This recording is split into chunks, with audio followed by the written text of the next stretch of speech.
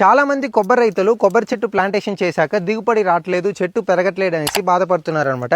దానికోసం తమిళనాడు సర్టిఫైడ్ మీకు agriculture university నుంచి తీసుకొచ్చిన ఈ కోకో ఈల్ ప్లస్ టానిక్ మీకు కొబ్బరి చెట్టుకి ఫీడ్ చేయడం వల్ల కొబ్బరి చెట్టు మంచిగా పెరుగుతుంది అనమాట.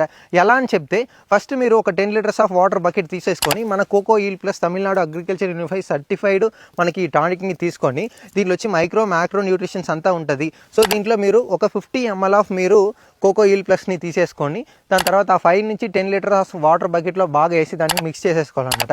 మిక్స్ చేసుకొని కొబ్బరి చెట్టు చుట్టూ తవ్వి దాంట్లో మనం పోసేయాలన్నమాట. ఇలా పోయడం వల్ల మన కొబ్బరి చెట్టు మంచిగా పెరుగుతుంది అనమాట. దీంట్లో మైక్రో న్యూట్రిషన్స్ ఉంటుంది, హ్యూమిక్ యాసిడ్ ఉంటుంది, తర్వాత సీవీడ్ ఉంటుంది. అన్ని ఎక్స్ట్రాక్ట్ చేసిన మన కొబ్బరి చెట్టు మంచిగా హెల్తీగా పెరగడానికి, పూత రాలకపోకుండా ఉండడానికి చాలా హెల్ప్ఫుల్గా ఉంటుంది అనమాట.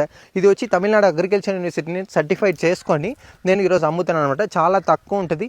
ఒక 2 months ఒక్కసారి ఫీడ్ చేసి చూడండి,